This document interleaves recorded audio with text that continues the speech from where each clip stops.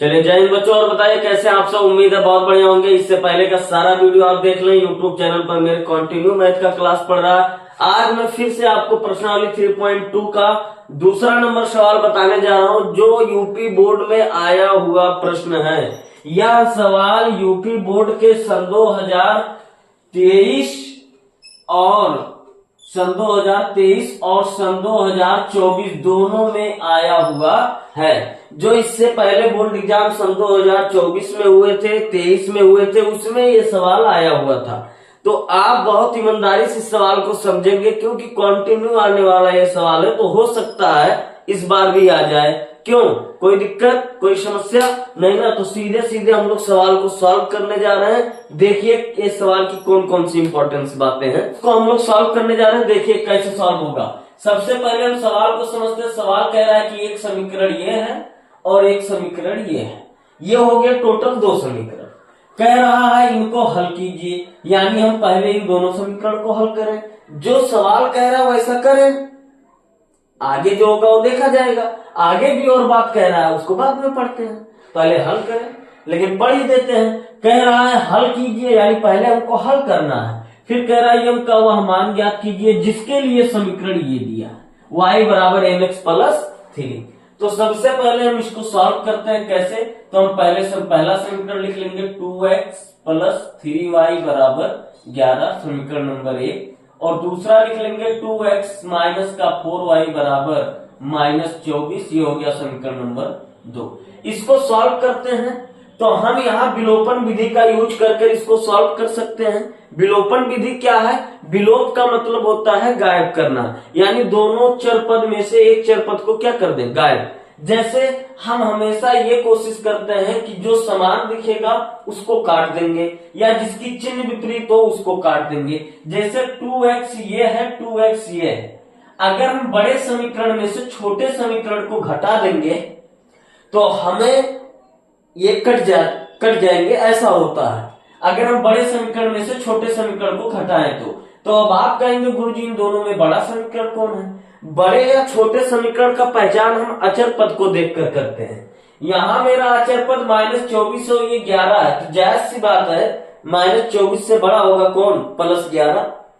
तो हम समीकरण 1 में समीकरण 2 को घटा देंगे, तो इस बात को लिखेंगे कि समीकरण 1 में समीकरण 2 को घटाने पर, तो जब घटाएंगे तो क्या आएगा बाबू? तो हम समीकरण 1 में 2 को घटा रहे हैं ना, तो जिसको घटाएंगे उसी का चिन्ह क्या कर देते हैं, बदल देते हैं। तो ये हो जाएगा 2x प्लस 3y बराबर 11। ये समीकरण 1 ऐसे लिख लेंगे। समीकरण 2 को जब घटाएंगे तो इस 2 के चिन्ह को बदल देंगे। तो यहाँ क्या है, +2x है, तो ये हो जाएगा -2x। अब देखो कट जाएगा तो नहीं कट जाएगा। ये -4y है तो क्या हो जाएगा, प्लस का 4y। और ये क्या है, -24, तो क्या हो जाएगा, प्लस नहीं है। अब क्या करेंगे, इसको हम काट देंगे। ये क्या हो गया, 3y और प्लस 4y क्या हो गया, 7y बराबर 35। तो y बराबर आपका हो गया 35/7। काट देंगे तो y बराबर क्या आएगा, 5। y बराबर 5, ये आपको मिल गया। अब y का मान आप चाहे जिस समीकरण में रखेंगे तो आपको x का मान मिल जाएगा, चाहे जिसमें रख दीजिए। 1 में रख दे रहे हैं तो हम लिखेंगे y का मान समीकरण 1 में रखने पर, जिसमें रखेंगे आप उसका नाम जरूर लिख देंगे यूपी बोर्ड में, ठीक। अब देखिए इसको जब रखेंगे तो ये क्या हो जाएगा, 2x प्लस 3y, तो y के जगह 5 बराबर का 11। तो ये हो गया 2x प्लस 15 बराबर का 11। तो ये हो गया 2x बराबर 11 माइनस का 15।